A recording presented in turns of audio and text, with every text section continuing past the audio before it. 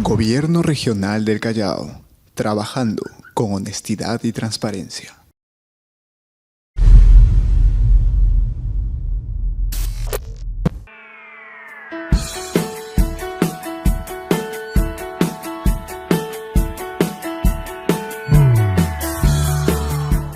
Agradeciendo a los organizadores del evento también por su amabilidad y al doctor por la presentación. Realmente es cierto, el tema de síntomas inespecíficos es muy común en pediatría, pero sobre todo en la etapa adolescente. Y estoy segura de que muchos de los que están en la sala hoy día no han dejado de recibir en alguna consulta externa, o sea, en emergencia, esos pacientes que vienen con me duele la cabeza, me duele el abdomen, me duele el pecho, no puedo respirar, síntomas que uno empieza a buscar pensando que hay algún problema físico y a lo mejor no encuentran una causa específica. Es más, o en los últimos años, y ya hay literatura sobre eso, lo que se ve es multidolor. O sea, me duele la cabeza, pero también me duele el estómago, y también me duele el brazo, y también, y así, una serie de dolores diversos que se manifiestan con un tiempo bien prolongado, de 2, 3, 4 años incluso. Y con la pandemia, parece mentira, esto ha empeorado. Eh, eh, Como dice este letrero, ¿no? El enemigo más temible del hombre no es la muerte, sino el dolor, porque ¿quién no ha tenido un dolor y realmente es algo insoportable, porque altera la vida de la persona completamente? Imagínense un adolescente que está en etapa pues escolar, que no puede disfrutar de sus actividades de ocio con sus amigos, simplemente porque está con dolor. Entonces, primero que nada, lo que hay que entender es que este tipo de síntomas, que como le decía, podría ser parte de un problema de salud mayor, pero en la mayoría de casos hemos visto que más bien tiene relación con problemas de tipo un poco psicológico o son de tipo funcional a lo mejor. La etiología a veces es difícil de precisar. Incluso vienen los padres con exámenes, así, una SAT, exámenes que ya se han sacado en diferentes lugares, ecografía, tomografía, electrocardiograma y todo lo que se les puede ocurrir. Y nadie ha llegado a definir exactamente qué es lo que está ocurriendo con este adolescente. Entonces aquí lo que nosotros tendríamos que primero que nada definir es este dolor que estoy viendo, es de tipo psicológico, o sea, una causa psicológica lo que lo está provocando, o realmente detrás de esta manifestación, incluido el síncope, que no es un dolor, hay un problema más bien o una enfermedad física o orgánica.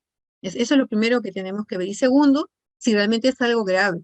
¿No? Lo que sí siempre debemos tener en cuenta que aquello que demora mucho en presentarse y va alargado, menos mal, mayormente no tiene ninguna posibilidad de ser grave o muy poca posibilidad de ser grave.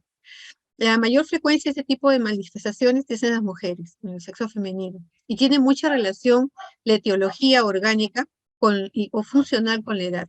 Se ha visto que a menor edad, hablando de adolescentes y niños, adolescentes de 11 a 12 años, el dolor mayormente es de tipo orgánico, o sea, tiene una causa física. Mientras que a mayor edad, o sea, de los 16, 18 años, lo que se encuentra es que el dolor puede ser mayormente de tipo funcional. Como les decía, hay una concurrencia muchas veces de no solo uno, sino varios dolores a la vez y muchas veces al mismo tiempo, ¿no? Curiosamente. Y definitivamente alteran la vida normal, dejan de hacer deporte, dejan de reunirse con los amigos, dejan de hacer actividades que a lo mejor le gustaba y la deja de hacer por el miedo al dolor. Por ejemplo, en síncope hay muchos adolescentes que practican alguna actividad y dejan de hacerla por el miedo a que le vaya a dar esa pérdida de conocimiento súbito.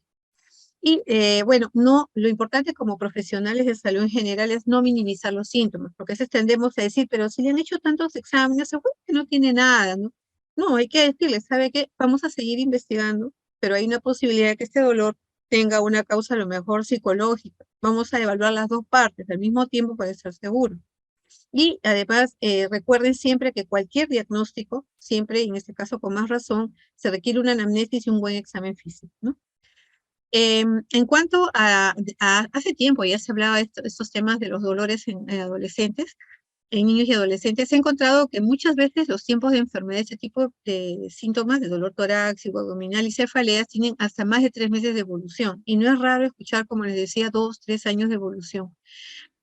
Hasta un 30% tienen ese tipo de duración. Y la mayor frecuencia para el año 2005 por lo menos era cefalea y dolor abdominal como los más prevalentes en pediatría. Y como consecuencia de este dolor, como ven ustedes, ya les decía que hay alteración de hasta más de una actividad de la vida diaria, como por ejemplo hasta el sueño, ¿no? Y eso es importante porque nos ayuda incluso a discriminar si es un dolor orgánico. Cualquier dolor que te despierte en la madrugada, tienes que tener la consideración de que puede ser algo físico, una etiología física. Incapacidad para practicar tus hobbies. Por ejemplo, doctor, mi hijo le gustaba mucho jugar videos, pero ahora como tiene dolores de cabeza tan intensos ya ni puede jugar, le molesta. O doctor, mi hijo practicaba fútbol, pero ahora que juega fútbol siente dolor torácico, entonces le da miedo que le vaya a dar un infarto, por eso es que el pobre ya no juega. Entonces, comienzan a dejar actividades que normalmente ellos desarrollaban. Incluso hay ausentismo escolar y hasta aislamiento y dejarse de juntar con los amigos, ¿no? Últimos estudios más bien ya hablan acerca de que sí, pues las mujeres de mayor edad son las que tienen este tipo de problemas. El impacto en las mujeres, parece mentir, es mucho mayor porque no solo hay alteración del sueño, sino hasta pérdida de apetito y usan más medicamentos respecto a los adolescentes varones. Y hace 4 años, perdón, hubo un estudio en 42 países, ¿no? Donde se evaluó justamente ese tipo de problemas en niños y adolescentes. Lo que se encontró es que, miren, casi 45% presentaban dolor crónico semanal por 6 meses de duración como tiempo de enfermedad. Para que vean lo prevalente que es. Tanto así que actualmente se habla de que es un problema de salud pública por la prevalencia que tiene y la importancia que tiene también. Dependiendo del país, 13,2% a 33,2% presentaron ese dolor que les decía que es múltiple, o sea, multisitio, le decían los autores, o sea, cabeza, barriga, el pecho, o sea, todos los dolores a la vez. Y las mujeres son las que tienen ese tipo de dolor mayormente, y esta prevalencia también aumenta con la edad de este tipo de problemas.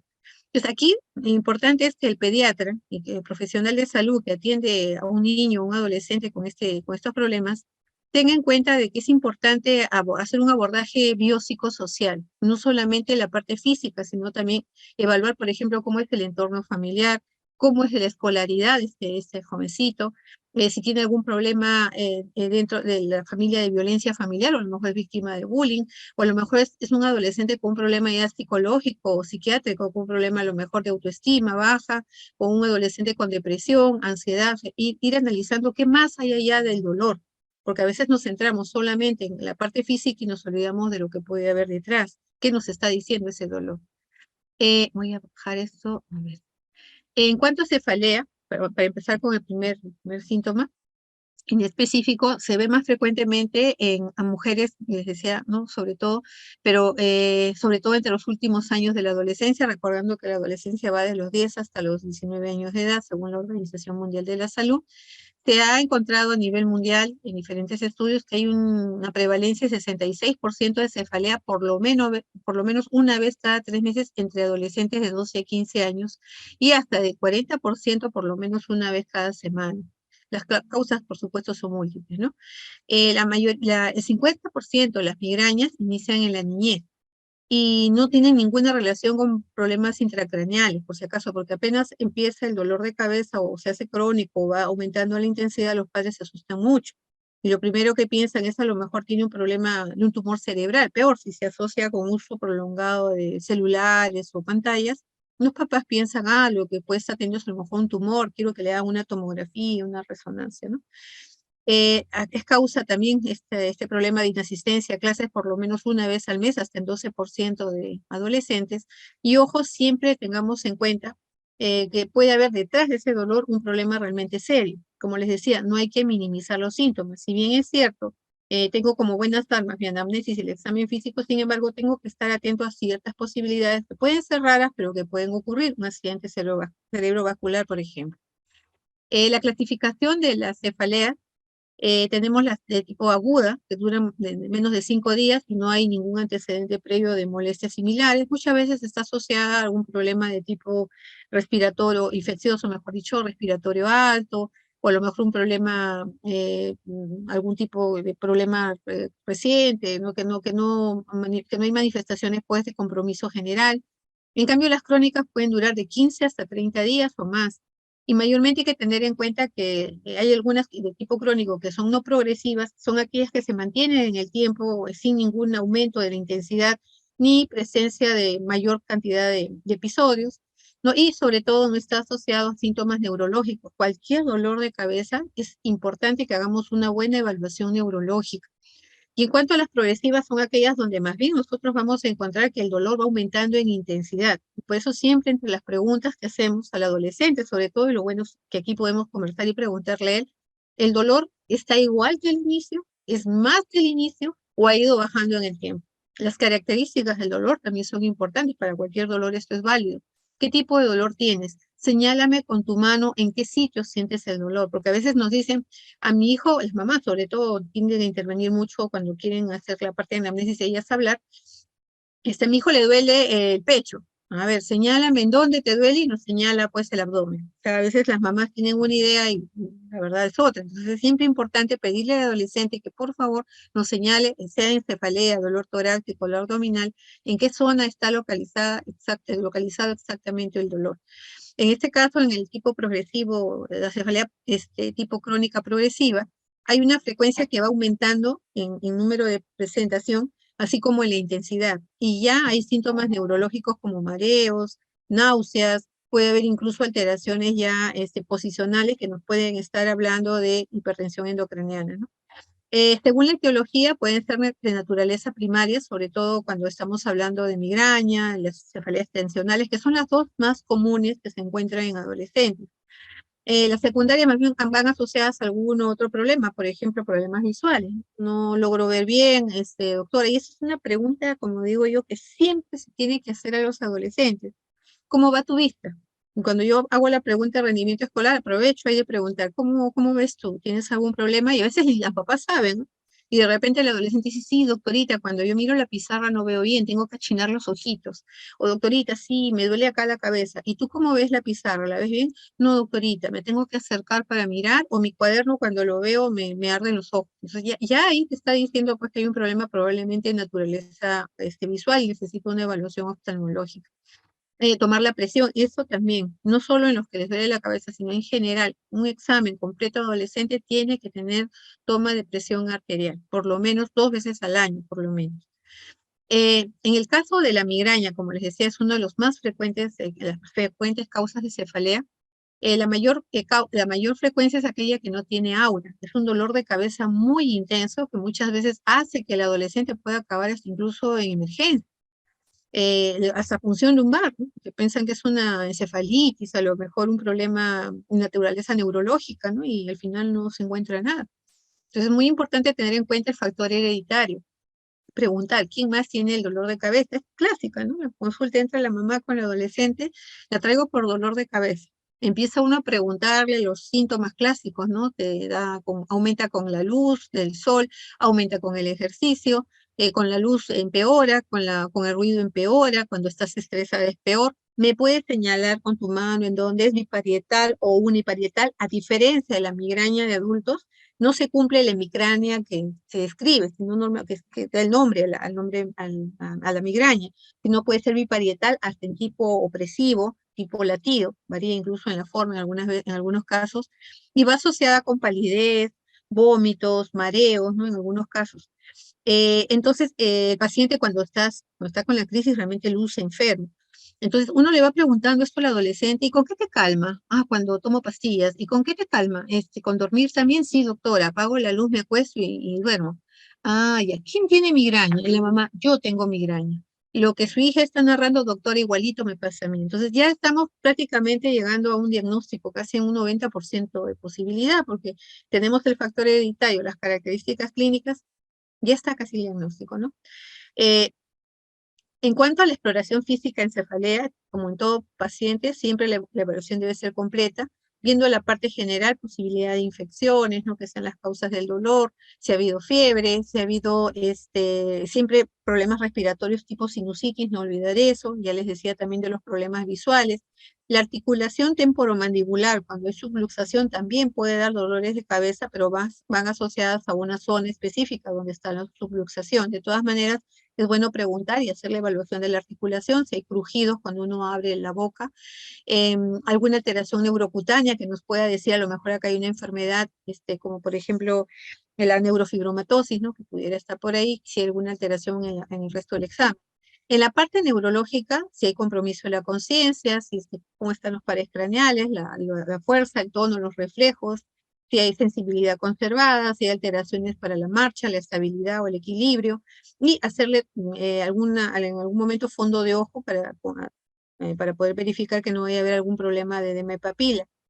Y definitivamente, como les decía, la presión arterial, ¿no? Si es un dolor de cabeza que tiene un comienzo reciente o, por ejemplo, es de gran intensidad que incluso hace que el paciente acabe en la emergencia, siempre es importante descartar que puede haber una infección, ya les decía, y ahí tenemos que entrar a tallar con todo lo de la clínica que nosotros sabemos. Sí puede haber la posibilidad de hemorragia intracraneal o un proceso neurológico focal que incluso puede llevar a convulsiones, ¿no? Localizadas, o una enfermedad sistémica, ¿no? En el caso de aquellos pacientes, incluso que ya tienen una propensión a problemas de este tipo, como tener una válvula de derivación ventrículo-peritoneal, una malformación arteriovenosa, una enfermedad, una coagulopatía o enfermedad oncológica, siempre es aconsejable cuando se presentan este tipo de dolores por primera vez, sobre todo hacer una neuroimagen, ¿no? En esos casos sí. Ahora, hay un tipo de migraña que es la complicada. Y por eso es siempre bueno preguntar no solo los detalles de la que habíamos comentado hace un rato para ver lo de la clínica de migraña, sino con el dolor de cabeza, tú sientes alguna otra molestia, como por ejemplo, que los objetos que están cerca a ti se agrandan o se achican, que de verdad que si uno los pregunta, los encuentra. Una adolescente me decía así, doctora, yo me agarré de la carpeta, estaba en el colegio cuando me empezó el dolor, porque yo sentía que la carpeta se agrandaba y se achicaba. Este es el tipo de dolor, tipo de migraña complicada llamada Alicia en el País de las Maravillas, que se asocia mucho justamente al cuento de Lewis Carroll. Hay algunas en las que la paciente incluso les puede decir, cuando ustedes le preguntan, que sienten la cara adormecida o la zona del cuello adormecida, alteraciones de la vista, o hay incluso confusiones, como por ejemplo, no me acuerdo, doctora, muy bien lo que pasó cuando me empezó a doler la cabeza. Ya cuando estaba en mi cama echada, recién me empecé a dar cuenta de lo que estaba pasando.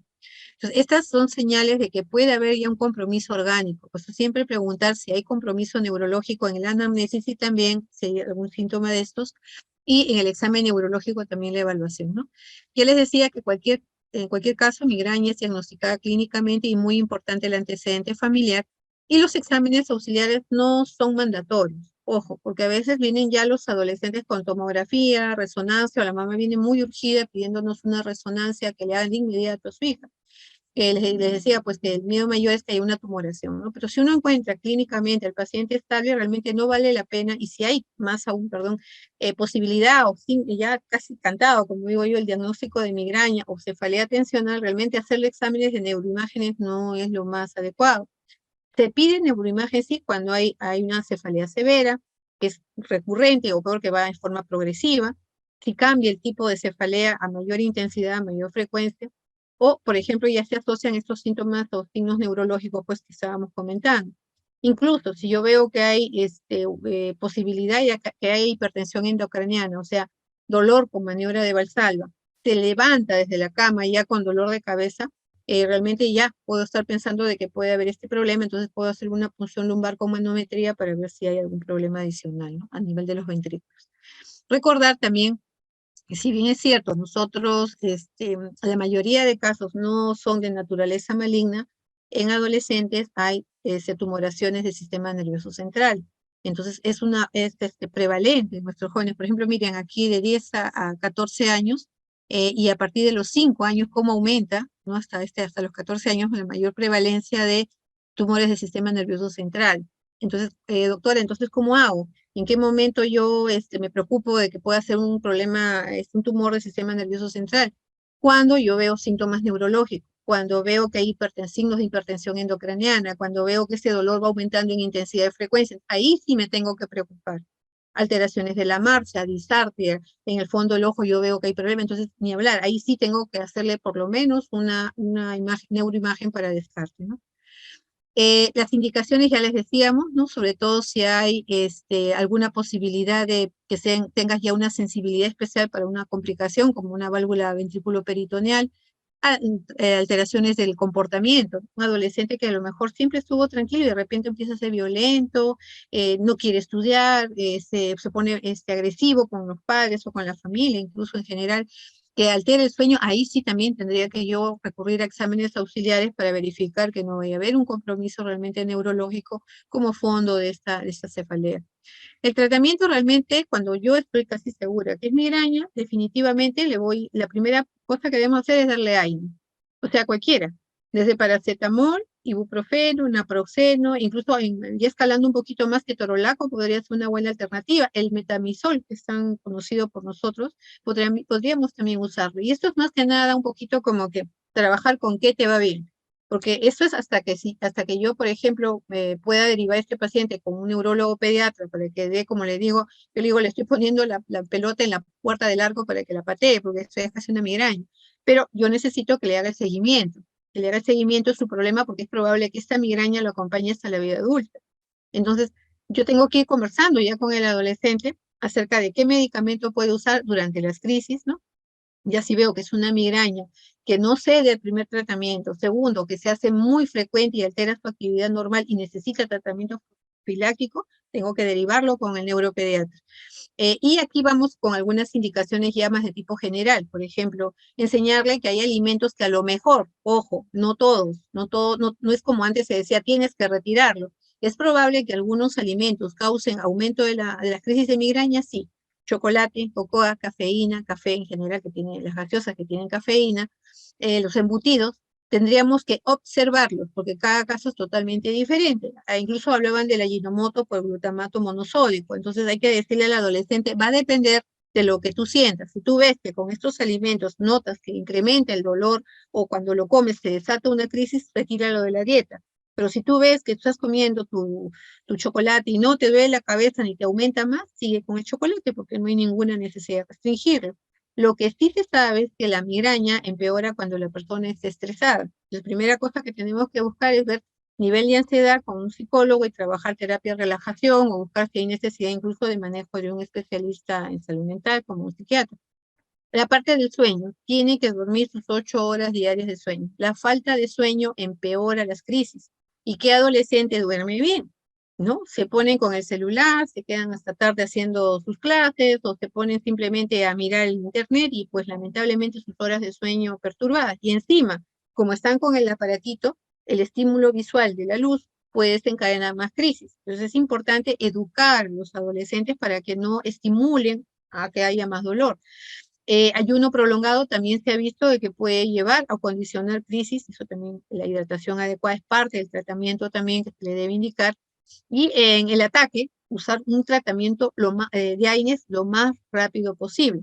Yo les digo a los chicos, aquí no es Jalisco, no se raja, apenas empieza el dolor, inmediatamente tome el medicamento, porque conforme pase el tiempo, ya usas el medicamento, el efecto no va a ser el mismo.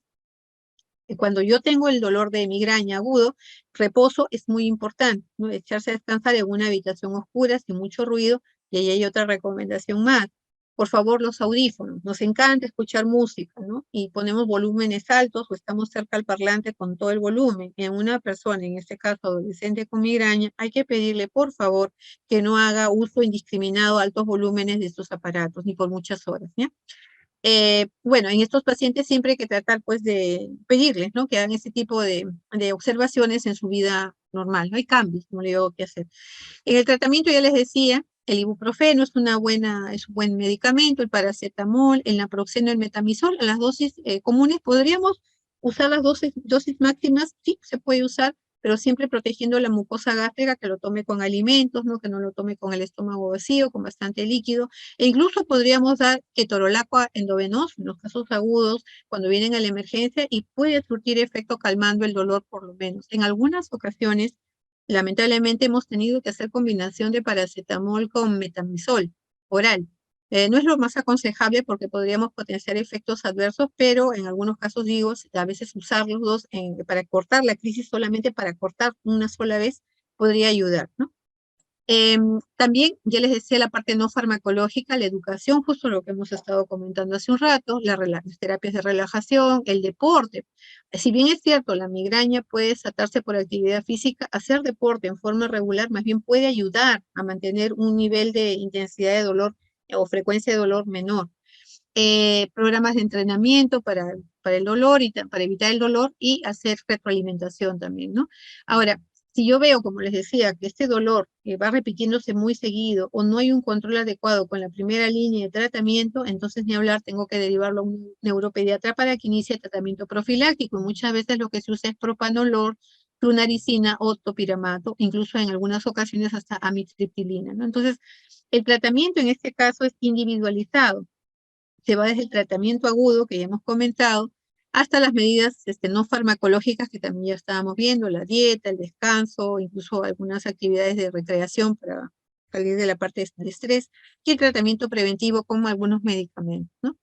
El pronóstico va a depender mucho de en qué momento me empieza la migraña, sobre todo si empieza en la adolescencia y no en la niñez, dicen que o en la adultez hay un mayor chance de seguir hasta adulto con este problema. Y eso hay que explicarle a los padres y al adolescente, porque ¿qué pasa? Ellos piensan que ya, como vino al hospital, ya no le va a pasar nada. O sea, el dolor se tiene que ir con la pastilla, no puede regresar. Y por eso viene la importancia del manejo no solamente de la parte del dolor con medicamentos, sino también la parte que ya les comentaba del apoyo psicológico. E incluso hay que explicarle de que es posible que algún hijo de él en el futuro o ella vaya a tener migraña, y es mejor que conozca la enfermedad desde ahora, ¿no? El tipo de cefalea tensional, que es otra de las más frecuentes en adolescentes, es más bien condicionado por una contracción muscular. Puede ser en banda, que agarra toda la cabeza como si te oprimieran, así justo como la imagen que está ahí, o incluso de la zona occipital, y nos hace confundir a veces con contracturas musculares de la zona cervical por mala posición, por estar con el celular en esta posición. Normalmente se va asociando, como su nombre lo dice, con el estrés, es en la mañana, no altera el sueño, y lo gracioso es que no ocurre cuando el adolescente está tranquilo. Doctora, le duele, pero justo en las horas de colegio, los fines de semana no le duele, o cuando está de vacaciones no le molesta para nada, pero empieza las clases y ya empieza con el dolor. Y puede llegar o sea, puede llegar incluso a necesitar también tratamiento de soporte, sobre todo con algunos medicamentos y también sobre todo en este caso con terapia de relajación, sobre todo el apoyo psicológico. El diagnóstico también eminentemente clínico, ¿no? Ahora, se ha visto que sí, pues cuando hay uso de computadoras y videojuegos, la prevalencia de cefaleas va incrementando. Y dentro de ellas, como ven, las cefaleas tensionales y migrañas aumentan la prevalencia, ¿no? Entonces, el uso de aparatos electrónicos, sobre todo en el tipo de problemas migrañosos, es contraproducente. Entonces, hay que educar al paciente. Ahora, ¿cómo diferencio yo una migraña de una cefalea tensional? Como les decía, la migraña normalmente es bilateral en adolescentes, igual que la cefalea tensional, pero a veces los adolescentes te describen, pues, ¿no? Ya fácilmente la fotofobia, la fonofobia, el mareo y todo lo demás que hemos comentado, y cómo este dolor calma con el sueño, aumenta con el estrés, aumenta con el ejercicio, cosa que el dolor de tensional o cefalea tensional no hace. Y el dato importante aquí es la posibilidad de que en la familia haya antecedentes de migraña, como les digo, es un dato muy relevante.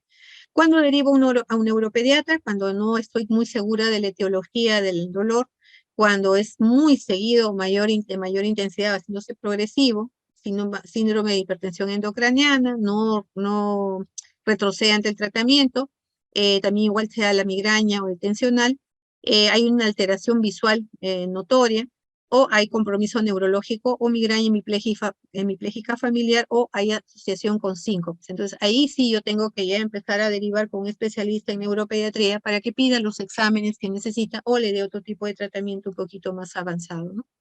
En cuanto al dolor torácico, se ha visto que a través de los años la mayor frecuencia de causa de dolor es asociado a músculo esquelético. Y, por ejemplo, yo he tenido pacientes así como el de la foto. Doctora, lo estaban viendo y a mi hijito le duele el pecho. Le han sacado radiografía, le han sacado esto, el otro, y no le encuentran nada. Levanto el polo, le pido de retírate la ropa, porque un examen bien hecho necesita, en dolor torácico, ver la columna, ver las costillas, ver las glándulas mamarias en las chicas y en los chicos las tetillas, y encontramos una ginecomastia, un crecimiento de la glándula mamaria. Eso es lo que te duele, sí. Y yo no sé por qué no le levantaron el polo y lo miraron, ¿no? Porque eso es tan sencillo. Igual con el fibroadenoma, doctora, estuvo en emergencia anoche, la niñita estuvo con el dolor que hace días, tiempo, ya lo tiene, y no la deja tranquila. Y uno cuando examina encuentra el nódulo mamario. Entonces, yo creo que es muy importante insistir, por lo menos de mi parte, que se haga un buen examen físico antes de comenzar con hacer órdenes de exámenes, ¿no? Eh, la asociación de dolor torácico en adolescentes con problemas cardíacos, como ven, es mínima, muy poquito. Y es una de las causas más frecuentes de solicitud de atención en las áreas de emergencia pediátrica. Ojo que este dolor torácico mayormente es benigno y autolimitado. Hay que estar siempre atentos a que estos tipos de dolores sean cefalea abdominal y torácico, de que no vaya a haber un problema grave detrás de esto.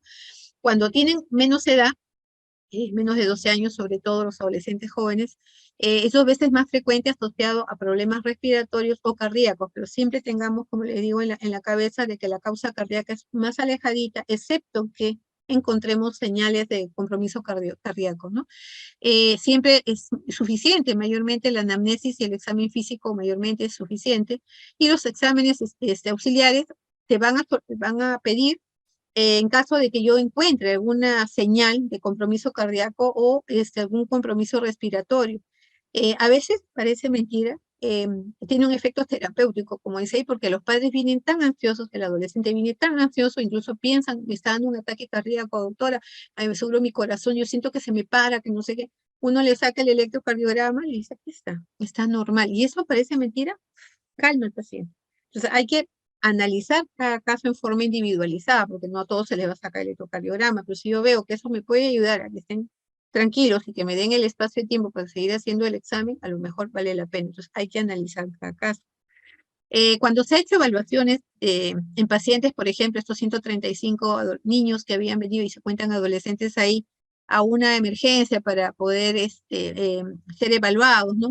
Con electrocardiograma, causa cardíaca de 135 por dolor torácico, solamente uno, imagínense. Lo uno que significó el 0,7% del total de pacientes que fueron evaluados por dolor torácico. Y de estos pacientes igual, aquellos que fueron referidos desde el médico general, médico, hacia el cardiólogo clínico o al cardiólogo, realmente solamente 12 tuvieron algún ecocardiograma normal, para que vean ustedes que el dolor torácico no siempre es sinónimo de un problema cardíaco. Eso es lo primero que hay que tener claro, ¿no? Estudios más recientes, miren, es de este año, vuelven a repetir lo que los años anteriores ya sabíamos, ¿no? Que la mayor causa de dolor torácico en adolescentes es de naturaleza musculoesquelética y a la cabeza las costocondritis. Los dolores musculares asociados a alguna actividad física que ha hecho intensa y que el adolescente se piensa, no, ni se acuerda que la ha hecho y de repente, uy, ahora me duele el pecho, seguro me está dando un infarto. Las mamas, siempre revisen la glándula mamaria las mujeres. Causa idiopática, o sea que no se llegó a definir por alguna razón, también está ahí, y antes era incluso la primera causa la cabeza, y la psicogénica, o sea que es un problema psicológico de ansiedad o depresión que está detrás de o un problema obsesivo compulsivo que está detrás de ese dolor.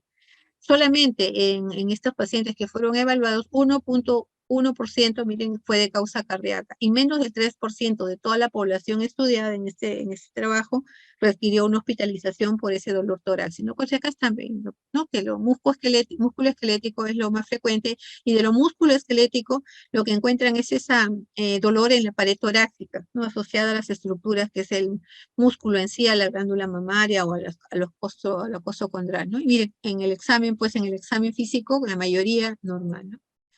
Incluso cuando van a evaluar, en el caso de las mujeres sobre todo, ese dolor torácico que sea de causa psicológica ya definida, más estaba asociado al sexo femenino, a antecedentes psiquiátricos que ya haya habido antecedentes de depresión, ansiedad o como les decía, trastorno obsesivo compulsivo, un evento previo estresante. ¿Y quién no se ha estresado ahora con la pandemia? Entonces tenemos una gran cantidad de pacientes que están viniendo con mucho problema de salud mental y a la cabeza la ansiedad. Entonces de repente vienen con que no puedo respirar, me duele el pecho, siento que me falta el aire en la noche. Entonces uno tiene que tener cuidado al hacer una buena evaluación física, la saturación de oxígeno, frecuencia respiratoria, una buena evaluación torácica y cardíaca en general, para poder con tranquilidad decirle al padre, sabe que aquí yo no estoy encontrando nada de gravedad, vamos a hacerle algún estudio si es que es necesario, pero lo que parece más es un problema psicológico, así que vamos a trabajar a la par con el especialista de esa área y con un examen físico normal sobre todo. Entonces ahí nosotros estamos viendo que la parte psicológica influye mucho en estos tipos de dolores, tanto en la migraña o cefalea en general, como en el problema de dolor torácico. La mayoría de adolescentes, como ven aquí, piensan que les está dando un ataque cardíaco. Entonces lo primero que hay que hacer es tranquilizarlo. Ya te saqué los exámenes, te acabo de evaluar y no estoy encontrando ningún problema del corazón, ¿ya? Eh, la mayoría altera el sueño, es más falta al colegio porque el dolor es una cosa y la otra es lo que no ha dormido bien. Y restringen su actividad física, empeorando a veces el problema, porque son pacientes que a lo mejor dejan de hacer actividad deportiva y centran toda su atención en el dolor. Se ha encontrado, sí, adolescentes entre 13 a 8 años con infarto de miocardio. Entonces, ojo, insisto con no minimizar. Si yo tengo un adolescente que hago el examen y puedo sospechar de que sí puede haber un infarto de miocardio, como les digo, un electrocardiograma no está de más. Una medición de enzimas tampoco está de más, porque hay una cantidad de 23% que hacen abuso de sustancias como cocaína. Y la cocaína sí puede llevar a una alteración ¿cómo se llama? En las arterias coronarias, sobre todo si yo tengo una anomalía en la coronaria, que es muchas veces la causa de muerte súbita en esos adolescentes que estaban practicando actividad deportiva y caen al suelo desplomados y ahí nomás no se pudo hacer nada. Entonces, a veces tienen alteraciones ya congénitas que hacen, pues, lo hacen susceptible a que si hay algún evento, como por ejemplo una actividad física excesiva, la que nunca él había realizado, o que haya un consumo de sustancias como la cocaína, como les decía, o anfetaminas, puede haber puesto un desenlace fatal, ¿no? Indicaciones para que un cardiólogo evalúe a un adolescente con dolor torácico que haya antecedentes de enfermedad coronaria o muerte de familiares jóvenes por problemas cardíacos que no se llegó a determinar. Podría haber una enfermedad coronaria, a lo mejor por ahí escondida y nadie sabe. Soplos al examen, arritmias o enfermedad cardíaca previa, no ha tenido un CIB a lo mejor en la infancia o no terminaron de controlar sus problemas de cardíaco en la infancia. Presión arterial persistente, ¿no? Ojo, siempre tome la presión arterial, insisto, para verificar cómo va yendo en el tiempo. Hay pérdida de conocimiento súbita sin ninguna explicación, palpitaciones, dolor persistente con el ejercicio, o sin causa conocida, o falta de aire o disnea en forma continua al hacer la actividad física, o los adolescentes o padres muy ansiosos. También, como les decía, un efecto terapéutico a veces es que un cardiólogo le diga, señora, su electrocardiograma, como le ha dicho el pediatra, no tiene nada. Entonces, como que con eso ya les damos un respiro mayor como para hacer la trasladarles de tranquilidad y seguir nosotros con las evaluaciones y buscar si hay algo más, ¿no? Cuando yo tengo que hacer sugerir exámenes auxiliares a un paciente pediátrico con dolor torácico cuando hay pues señales de que hay un compromiso, por ejemplo, respiratorio, ¿no? Y sí puedo pedir una radiografía de tórax, ¿no? Como fiebre, tos, falta de aire, hay antecedentes de traumatismo, o por ejemplo, este es un dolor que está asociado a consumo de alguna sustancia también, ¿no? O enfermedades de fondo, ¿no? Que puede haber, por ejemplo, un lupus o un síndrome Marfan, que yo sé que puede haber una coartación de aorta. Electrocardiograma, igual, ¿no? Si yo veo que hay síncope o con el ejercicio hay dolor torácico, ya les decía hace un rato, problemas de palpitaciones o enfermedades cardíacas del paciente o de la familia, definitivamente hay que hacerlo, ¿no? Los exámenes auxiliares se piden de acuerdo a lo que uno va encontrando y necesita. Insisto, no hay que pedir una sarta de exámenes a la loca porque eso no ayuda para nada, más bien lo que puede generar es más problemas, no solo económicos, sino más ansiedad, porque le están pidiendo varios exámenes y no encuentran nada, dicen los padres, ¿no?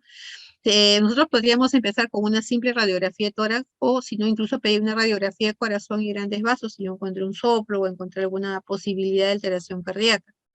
Pedir las enzimas cardíacas si yo tengo sospecha de miocarditis o isquemia e incluso ya hablar con los colegas de cardiopediatría o cardiología pediátrica para que ya le hagan un estudio un poquito más profundo como una ecocardiografía o un Holter o ya hasta una test de mesa basculante que en algunos casos de síncope tenemos que usar, ¿no? Entonces, si hacemos un seguimiento, ¿no? De qué hacer con un paciente con dolor torácico, igual que la cefalea o el dolor abdominal, lo primero que hay que ver es cómo está el paciente. Si está en estado general bueno, no hay compromiso cardíaco ni respiratorio, puedo avanzar en forma lenta, pero si yo veo que sí hay alguno de estos problemas, tengo que inmediatamente actuar como si fuera una emergencia. Lo que aquí tengo que ver es, ¿este dolor que estoy viendo torácico es de tipo orgánico o es solamente funcional? Si es orgánico, lo primero que tengo que acordarme es que la mayoría es músculo esquelético, entonces revisen bien la caja torácica, ¿no? Hay también dolores asociados a problemas posturales como escoliosis muy pronunciadas, cifosis, ¿no? Entonces ahí sí también puede haber alteraciones de la caja torácica que causan cierto malestar. Incluso el pectum excavatum en algunos chicos puede causar un poco de malestar. De acuerdo al diagnóstico, ya puedo darle tratamiento si es una costocondritis, ¿no? Que es lo más común que hay. ¿no? Asociado muchas veces a movimientos bruscos, a problemas respiratorios de tipo viral. Si haya habido un traumatismo también, el AINE funciona. Ver si hay síntomas o signos cardiológicos para, ya les decía, hacer los exámenes necesarios, incluso la derivación. Ojo, los síntomas digestivos sí pueden dar dolor torácico, que puede confundirlo. A mí me duele aquí. ¿Y cómo es tu dolor? Como quema, doctora, arde. Y no te ardes desde acá abajo hasta acá arriba, sí, doctora. No te llenas rápido con poca comida, sí, doctora. Se te ha bajado un poco el apetito, sí, doctora. No vaya a ser que tenga un reflujo gastroesofágico. Y nosotros estamos pensando más bien es que es un dolor torácico o cardíaco, y hasta placas ya le han hecho al niño pensando en eso. Entonces la anamnesis, insisto, es la piedra angular del diagnóstico.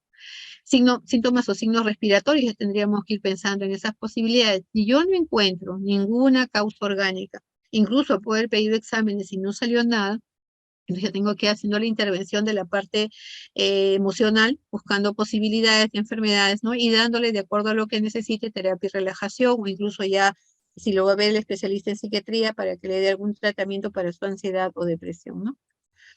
El síncope, que es otro problema de los que teníamos que conversar hoy día, disculpen si estoy corriendo, pero el tema, como les decía, un poquito amplio, es la pérdida brusca de conocimiento, a veces de menos de un minuto en la mayoría de casos, que es transitoria. El paciente está de lo más tranquilo y de repente cae desplomado, pero ojo, cuando ustedes le preguntan al paciente, él les va a decir que antes de que empiece sentía como que las fuerzas se le iban. Yo siempre le digo a los chicos como que se te apaga la luz, y sí, doctorita, me dicen así como que se apaga la luz, como que se desconectan. Entonces, estos son bien aparatosos. Seguramente alguno de ustedes recuerda que en el colegio, en las filas grandes donde estaban los chicos haciendo en el patio del colegio, de repente de pie, todos escuchando los discursos, y de repente alguien cae desplomado. Esto es un 5. Y como les decía, es tan rápido como inicia, igual se va. Y el paciente se despierta sin ninguna recuerdo de lo que pasó en el instante, solo que como que todo se apagó, y se recupera sin ninguna secuela neurológica. Y se puede confundir mucho por eso con convulsión. A veces los papás vienen a la consulta y nos dicen, doctora, quiero que usted me derive al neurólogo, pues me han dicho que tengo que pasar con usted primero. Cuénteme qué es lo que ha pasado. Y ahí empieza la disquisición diagnóstica. Y como le digo a los papás, no, al neurólogo no, a donde vamos a ir es al cardiólogo, porque lo primero que tenemos que diferenciar ante un síncope es, ¿este es de causa vasovagal por el sistema nervioso autónomo o tiene una causa cardíaca real? Esas dos cosas es las que tengo que poner en la mesa apenas yo me doy cuenta de que esto es un síncope. Eso está provocado por el insuficiente aporte de oxígeno a nivel del sistema nervioso central. Eh, eh, y por eso es que lo vemos normalmente en sitios cerrados, como las iglesias, donde hay mucha gente, donde hay mucho calor. Pues el paciente está sudando, está deshidratándose, no está tomando buen líquido, no ha desayunado, y entonces en ese momento está mucho rato en bipedestación, y ahí es donde puede ocurrir una falta de retorno venoso hacia arriba, y ahí es donde caen desplomados, ¿no? Ya les comentaba acerca de las dos posibles causas. La más frecuente es la vasovagal, que es el 50-75% de todas las formas. Y ojo con el presíncope. Doctorita, ha habido veces en que mi hijo tiene mareo. Ojo con eso, que no voy a ser un presíncope. O ha habido como que se va a desmayar, pero no se desmaya. Le da vuelta a las cosas, se sienta y como que le pasa. Entonces podría ser una primera señal de que más bien esto es un o sea, antes de que aparezcan los síncopes realmente, ¿no? Se pueden acompañar de fenómenos vegetativos en la mayoría de casos, sobre todo los vasovagales, como por ejemplo sudoración. Doctorita, yo estaba ahí sentada en el escritorio con la ventana, puerta cerrada, y estaba sudando bastante. Y ahí sentí como que las cosas se me iban apagando, la visión se me hacía borrosa, sentí ganas de vomitar, me dolió la boca del estómago, y la mamá dice, sí, yo la vi bien pálida, doctora, en ese momento. Entonces, esta es una señal de que ya hay un compromiso del sistema nervioso autónomo que está precediendo a toda la aparición de síncope. La mayoría de síncopes tienen naturaleza, como les digo, benigna, pero hay un 25%, o sea, la cuarta parte, que incluso pueden llegar de muertes súbitas, perdón, que están asociadas a problemas cardíacos y que han tenido como antecedente síncope o presíncope. O sea, vuelvo a insistir, no minimicemos, hagamos una buena evaluación antes de decir no es nada. Aquí, como para solamente remarcar un poco más, ¿no? Lo que se puede ver como en un síncope vasovagal, la presentación de algunos signos como la palidez, la sudoración, hasta dolor de cabeza, sensación de corazón late rápido, visión borrosa y las náuseas, ¿no? Con dolor abdominal. ¿Cómo diferencio yo un síncope vasovagal, que es el más común, de un problema cardiogénico y de un síncope cardiogénico, o de uno que podría aparecer y no es, y que más bien es una epilepsia. En primer lugar, ocurre esto, como les decía, cuando estás mucho tiempo de pie, pues, en las formaciones ocurre con mayor frecuencia. Cuando estás muy estresado, te van a poner una aguja para sacarte sangre y plum, cae el paciente desplomado al suelo. Cuando estás con mucho dolor o miedo, puede ocurrir. En cambio, en las epilepsias esto no ocurre, ¿no? Es una descarga a nivel del sistema nervioso central que hace pues que comience el movimiento no involuntario. El comienzo es rápido y la recuperación progresiva. En cambio, en la epilepsia o en la convulsión, lo que tenemos es que es un comienzo brusco también, pero recuperación lenta. Y el posictal, el paciente se despierta y está como adormecido, como que no se da cuenta de lo que pasa. En cambio, en el síncope, el paciente ya se sienta al poco rato y está tranquilo, es más asustado, porque dice, ¿qué es lo que ha pasado? En el síncope vasovagal, como les decía, hay pródromo, o sea, como que siente que náuseas, malestar, que algo va a pasar, igual con el problema de la epilepsia. Pero lo que no hay en el síncope vasovagal es que hay ausencia de antecedentes cardíacos que sí, o alguna alteración en el examen cardíaco que sí, como por ejemplo las palpitaciones, como síntoma, o alteraciones de ritmo, o las arritmias durante el examen, hasta dolor precordial, o sea, dolor torácico. Pero en la epilepsia lo que sí hay es movimientos involuntarios. Cuando estaba en el suelo, ¿usted la vio? Sí, doctora. ¿Movía alguna parte de su cuerpo? No, doctora. ¿Tenía los ojos desviados hacia algún lugar? No, doctora. ¿Se hizo la pichi? ¿Se hizo el dos? O sea, se soltaron los esfínteres? No, doctora. Eso no era convulsión. Lo más probable es que sea un síncope vasovagal. Ha habido antecedentes de enfermedad cardíaca y ver en ese momento si hay arritmias o ha habido dolor torácico acompañando para poder diferenciar el cardiogénico. Es la forma de nosotros poder diferenciar clínicamente, porque si yo quiero ser más fina y empiezo a hacer evaluaciones como por ejemplo electrocardiogramas, electroencefalogramas, y estoy sospechando de que sea un problema de tipo epilepsia. ¿Qué exámenes yo tendría que pedirle a un paciente con síncope? Realmente nada. Es un diagnóstico clínico, pero como les decía, como yo tengo que diferenciar si es de naturaleza cardiogénica o vasovagal, en el vasovagal, la clínica. En el cardiogénico sí, valdría la pena un electrocardiograma, sobre todo, insisto, si he escuchado arritmia, soplo o hay dolor torácico acompañando al síncope. Eh, una radiografía de tórax o corazón, grandes vasos, de todo lo que encuentro, y ya dejo para una segunda parte que va a ser manejada por el cardiopediatra y los demás exámenes, incluido, como les digo, el Holter y hasta el test de la mesa basculante, ¿no? Que son cosas mucho más avanzadas. Como pediatra o como profesional de salud, no especialista en cardiología, ¿qué le podría decir a una paciente que tiene síncope? En primer lugar, que no haga ayuno, que tome bastante líquido, que es importantísimo, que no esté mucho rato de pie. Yo tengo que estar de pie en la formación, doctora, muévete. Mueve un pie, mueve el otro cada 15 minutos, levanta así como las garzas, o trata de agarrarte un brazo y el otro, creo que se está viendo en la pantalla, y apretar así para que la sangre tienda a regresar un poco hacia arriba.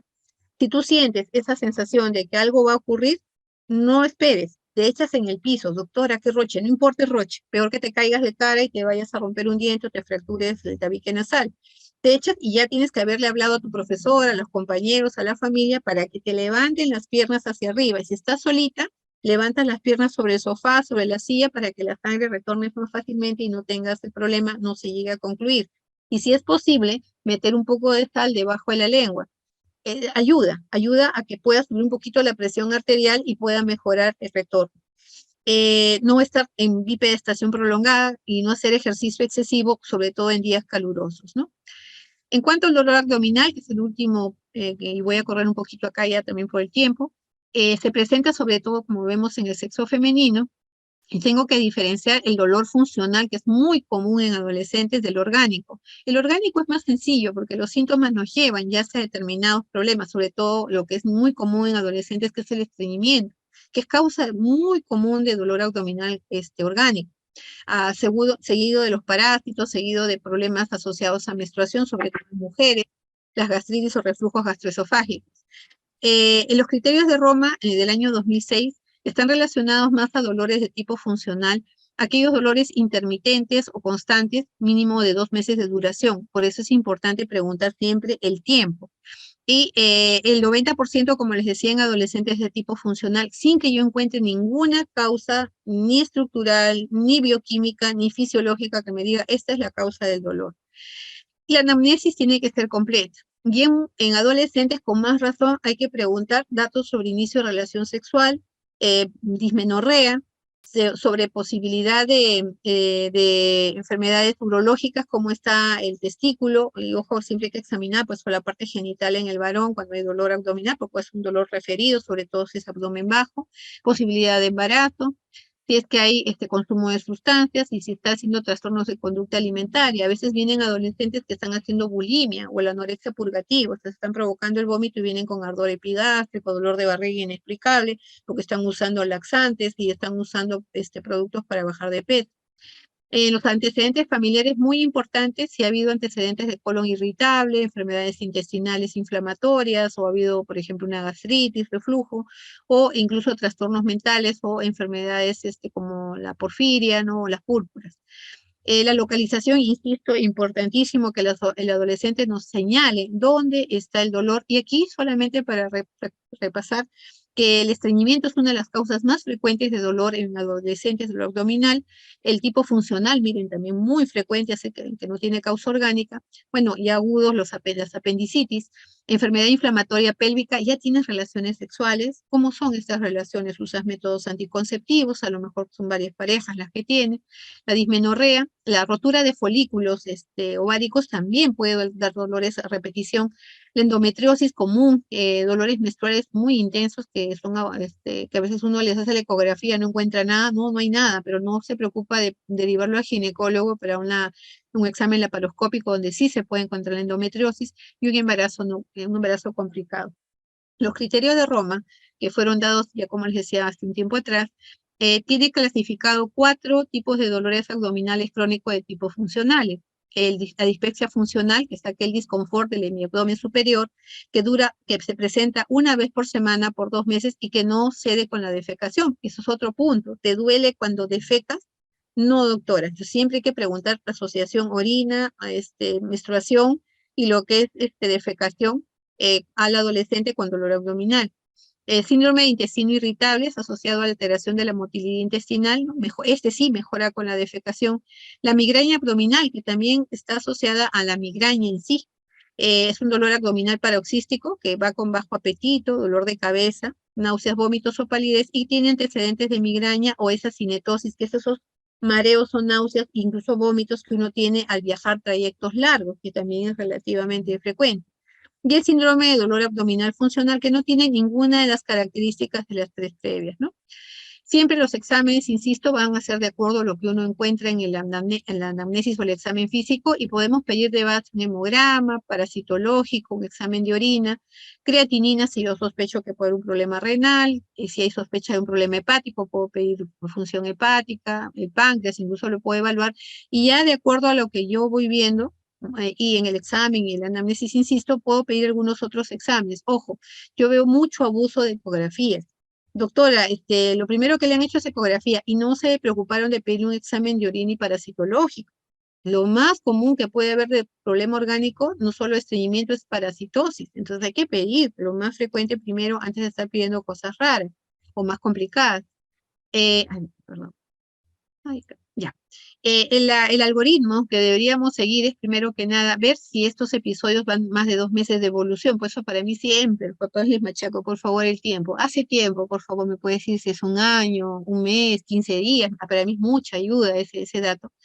De acuerdo a la sospecha diagnóstica, yo puedo pedir exámenes mientras voy dejándole una dieta. De acuerdo al caso, puedo dar antiespasmódico, a lo mejor un producto para proteger la mucosa gástrica y se reevalúa con resultados tranquilizando al familiar de adolescente si no hay datos de agudeza o de compromiso quirúrgico. Si yo encuentro que es un dolor agudo de menos de 48 horas de instalación y al examen yo encuentro que es un abdomen quirúrgico, ni hablar, se va a la emergencia. Si yo encuentro una causa orgánica, le doy el tratamiento específico. Si es una giardia, le daré su metronidazol, pues. Y si hay mejoría, hago control cada 3 meses hasta por un año. No pasa nada más, se acabó. Ya no hay nada más que hacer. Pero si mi paciente le di su tratamiento para su giardia o no encontré yo una causa realmente específica del dolor y persiste ese dolor, Ni hablar, ya tengo que ir pensando en otras posibilidades, incluido lo psicológico, y hacer la interconsulta con el gastropediatra para ver si se puede hacer una endoscopía o un examen más avanzado, ¿no? Voy a avanzar un poquito más. En el caso del dolor funcional, el dolor abdominal funcional, el manejo es, si tengo el síndrome dispéptico, puedo manejar con medicamentos para vaciamiento gástrico rápido. La domperidona es una de ellas, o medicamentos contra los gases, el famoso, esos medicamentos, no voy a decir el nombre comercial, para los gases, que parece mentira, pero pueden aliviar las molestias que tiene el paciente. Si yo tengo ya molestias tipo reflujo o ulcerosos, le puedo dar bloqueadores H2 como el omeprazol, o inhibidores inhibidores de la bomba de protones como el omeprazol, el lansoprazol, o incluso puedo darle sucralfato, que es un buen medicamento para pacientes con estos síntomas. Si tengo intestino irritable, puedo pensar, si tiene mayormente problema asociado a constipación, dieta rica en fibras, ablandadores de deposiciones, el polietilenglicol es uno de los mejores, a cambiar los hábitos nutricionales, menos chocolate, menos café, más vegetales, más líquidos claros. Si hay predominio de diarrea, le puedo dar antiespasmódicos e incluso antidiarreicos, pero ojo, siempre y cuando yo tengo ya claro con otros exámenes que no hay otra causa. Y en el caso de que sea un dolor periódico o dolor abdominal paroxístico periumbilical, que también es relativamente frecuente y no hay ninguna causa orgánica, darle tratamiento con apoyo psicológico, hasta de psicoterapia, y técnico, incluso con terapia cognitivo-conductual, es de mucha utilidad. Importante, tanto en el dolor torácico como en cefalea, en dolor abdominal, por si acaso, siempre tranquilizar a los familiares, sobre todo al adolescente, explicándole que no se encuentra nada grave, pero vamos a seguir investigando. Lo peor que pueden decir ustedes a un adolescente con dolor de cualquiera de estos tipos, son síncope, oye, no tienes nada, lo que pasa es que estás muy ansioso, ¿no? Y ya pues tienes que tranquilizarte. Eso no se hace. Lo que se le dice, mira, es posible de que tu cuerpo esté reaccionando a tus emociones. Lo que tenemos que hacer es seguir investigando si no hay algo físico realmente o ya sí realmente es más que nada emocional, porque el dolor que no se desahoga con lágrimas o con una buena psicoterapia puede hacer que otros órganos lloren. Entonces hay que buscar depresión, ansiedad, cómo es la situación dentro de la casa, la escolaridad, cómo es la situación con la pareja, incluso porque algunos adolescentes ya tienen parejas. Si tiene un problema de identidad sexual, a lo mejor, porque a veces esos datos los tienen calladitos y no lo quieren decir a los padres o a la familia por vergüenza y están pues aguantando un estrés terrible. Y finalmente, solamente ya para acabar, eh, se ha visto que la intervención en aquellos pacientes donde, por ejemplo, en este caso, dolor torácico no cardiogénico, la intervención en la parte psicológica, terapia cognitivo-conductual, apoyo de la familia, educación, sobre todo de los padres y el adolescente, puede ayudar mucho, ¿no? En 6 meses de seguimiento, por ejemplo, en este caso, en ese trabajo, disminuyó en forma muy significativa ese dolor torácico en adolescentes con este problema, ¿no? Conclusiones, entonces. Ha sido un vistazo a grandes rasgos de 4 problemas muy comunes en adolescentes. Hay que descartar siempre la etiología orgánica, no confiarnos a que no parece algo grave, ¿no? Dolor funcional es, recuerden, más de naturaleza o en sexo femenino y va aumentando conforme la edad aumenta, sobre todo a partir de los 14, 15 años para arriba. Siempre hay que dar un apoyo psicológico al adolescente y la familia. El adolescente y la familia, cuando vienen con estos problemas, lo que quieren es que alguien nos escuche, quieren encontrar un soporte en el profesional que está frente a él y que le expliquen qué es lo que está pasando. Recordemos el multidolor, dolor de cabeza, dolor torácico, dolor abdominal, que pueden presentarse en pacientes, sobre todo mujeres. Un examen físico y una buena anamnesis son valiosísimos. El examen auxiliar va de acuerdo a la sospecha clínica y lo más frecuente o común. Y tener en cuenta siempre la repercusión que puede haber sobre la vida normal, como les decía, no solo en la parte escolar, sino en las actividades comunes de ocio que tiene el adolescente y brindarle siempre el tratamiento sintomático de acuerdo a cada posibilidad. Agradeciendo nuevamente a los organizadores por darme la oportunidad y sobre todo quedo abierta a cualquier pregunta que tengan a bien hacerme. Muchísimas gracias. Doctora Romero, muchas gracias por su ponencia, por su disertación. Hemos estado muy atentos a lo que usted nos ha compartido el día de hoy. Tenemos algunas preguntas de repente y tenemos 10 minutos de tiempo todavía. Ah, No sé si perfecto. podemos responder un par. La primera pregunta es si la evaluación del síncope, mareo o vértigo, podría ser derivado también en un otorrino en primer lugar, o siempre primero que lo evalúe el cardiólogo. sobre todo al otorrino, siempre y cuando hay antecedentes, por ejemplo, de otitis media a repetición en la infancia, o hay síntomas respiratorios comunes como por ejemplo rinitis alérgica o sinusitis a repetición. Como les digo, siempre hacer una historia clínica adecuada de la anamnesis son los antecedentes, ¿no? Y si va asociado, por ejemplo, a tinnitus, ¿no? Tinnitus, hay nistagmos, ni hablar, ¿no? Y sí, tendría que ir pensando también no solo en en lo neurológico, podría haber una posibilidad de problemas incluso del sistema de equilibrio, ¿no? Que pudiera estar causando el problema y necesita un otorrino, a lo mejor alguien que haga incluso exámenes un poquito más avanzados de la parte del sistema de equilibrio. Eh, yo creo que siempre es importante, cuando yo necesite a un especialista, en este caso, no solo al cardiólogo, sino al otorrino, hacer la interconsulta, pero siempre con criterio clínico y siempre preguntando, porque si, lo que a veces me preocupa, como les decía hace un rato, es que a veces vienen con una cantidad de exámenes tomados que no tienen ningún criterio clínico, eso sí preocupa.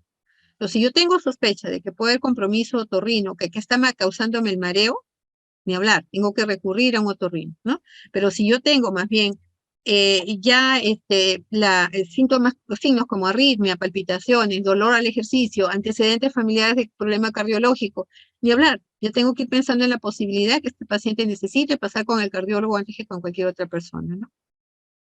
Ok, doctora, muchas gracias. Doctora, otra pregunta es, si ¿cómo manejar la migraña en el colegio? ¿Deberíamos decir a los papás que les informen a los tutores que estén atentos? Sí, O así, sí, Sí, doctora. discúlpeme, doctor. Sí, yo soy partidaria siempre cuando hay problemas físicos que son crónicos y recidivantes, que el papá y les explique no solo a la familia, sino le explique a los profesores y a los compañeros más cercanos del paciente. A los adolescentes mismos le digo, cuando tienen síncope, por ejemplo, cuando tú empiezas tu síntoma, tus amigos ya tienen que saber que te tienes que tirar al piso o a la carpeta y que te le ayuden levantando la pierna para que no llegues al punto del síncope. En el caso de la migraña, sí, porque si va a tener crisis y la profesora o las tutoras no saben, pueden pensar que la niña está queriendo valerse de algún síntoma a lo mejor inventado para salirse de la clase, y peor, pues, porque la niña se puede hasta poner más estresada y puede empeorar su crisis. Entonces, es necesario, yo pienso que sí, excepto que el adolescente no quiera, porque también esto hay que preguntarle al adolescente, ¿no? Porque es su parte de su vida privada, y se siente un poco de vergüenza que sepan, pero por lo menos las mejores amigas o la tutora, lo que sea, una que sepa, o la psicóloga del colegio a lo mejor, ¿no? Puede ser que sepa para que ayude en el momento que la niña necesite y explicarle también al adolescente que esto es una enfermedad, que es un problema de salud, que no tiene que sentir vergüenza, más bien lo que tiene que hacer es buscar ayuda cuando la necesite. Ok, doctora, muchas gracias. Doctora, una última pregunta, de repente podría ser, bueno, hay un ponente que le dice buenas tardes, felicitaciones, doctora. Si el síntoma es solo taquicardia, de manera súbita, ¿cómo debería enfocarse el diagnóstico y tratamiento? Ojo con ese dato, buena pregunta. Hay que recordar que en estas edades la taquicardia puede significar varias cosas. Una incluso es el hipertiroidismo, ¿no? Ojo con eso. Segundo, que el adolescente esté muy ansioso. Yo a veces he tenido adolescentes que están tan ansiosos durante la consulta que están hasta con la presión un poco elevada para el parámetro normal y con taquicardia y encima hasta con frecuencia respiratoria aumentada. Entonces uno podría pensar a lo mejor tiene un problema cardíaco real. No, es la ansiedad a veces. Entonces yo le pido a la mamá, le he encontrado la frecuencia cardíaca aumentada, hay dolor de pecho, ha habido síncopes previos, alguna alteración cardíaca familiar o alguien ha fallecido joven en la familia. Esos datos hay que irlos juntando en la información que vamos recopilando y verificar. Y yo lo que hago es espero un rato, mientras que voy haciendo la anamnesis, voy anotando alguna cosa y le vuelvo a tomar la frecuencia cardíaca. Le hago alguna broma, converso con el adolescente de otro tema, lo voy distrayendo y le vuelvo a tomar la frecuencia cardíaca. Y muchas veces se va nivelando. Porque claro, yo estoy llegando a un consultorio por primera vez, soy adolescente, una doctora que me va a examinar, que me irá a hacer, ¿no? Y quizás una de las cosas también que, saliendo del tema, cuando ustedes examinan a un adolescente, por favor, mientras van poniendo el estetoscopio, tu pulmón está bien, tu corazón está muy bien, tu hígado, tu vaso está muy bien, o sea, y explicándole qué estamos haciendo. Le voy a tomar la presión, te voy a poner esto en tu brazo, no te va a doler, porque el adolescente te está mirando todo asustado, ¿qué me vas a hacer? Explicarle. porque él no sabe, y si no sabe, la ansiedad hace que la frecuencia cardíaca misma se eleve. Ahora, si yo tengo sospecha que esa taquicardia está asociada a un problema de hipertiroidismo, le pediré pues su T4 libre, su TSH, ¿no? Claro, viendo no solo la taquicardia, sino hago reflejos, hiperreflexia, veo temblor, tremor fino, hay historia de diarrea, bajada de peso, antecedente de enfermedad tiroidea, ahí voy a pedir, ¿no? Igual la taquicardia sola, como taquicardia, no la puedo mandar de frente a un electrocardiograma, excepto que haya asociado algún problema cardíaco, como decía, o síntoma cardíaco, signo previo, ¿no? Muy bien, doctora. Doctora, tenemos muchas preguntas más, he visto en el chat, pero Ok. ya no contamos con mucho tiempo. Ya, Más bien, doctor, no se preocupe. nosotros quisiéramos agradecerle, doctora, por su ponencia. Le hago extensiva el agradecimiento, sobre todo de la doctora Lilian Díaz, que Gracias. menciona: felicitaciones, doctora Liliana, y muchísimas gracias por compartir sus vastos conocimientos. A ustedes Muchas por la invitación. Muchísimas gracias, más bien. Voy a gracias, ver doctora. si puedo Esperemos. contestar algunas preguntas por el chat a lo mejor. Sí, Gracias. doctora. Doctora, Sí, más bien, muchas gracias. gracias por apoyarnos nuevamente y esperemos No, que de repente el próximo año también podría ser factible, doctora. Muchas gracias. encantada, encantada más bien. Cualquier cosita en el Hospital del Niño, cualquier cosa para cualquiera de los que necesite. Muchísimas gracias. Gracias, Gracias, doctora doctora. Lilia. Un abrazo. Gracias, doctor. Un abrazo también. Muchas gracias.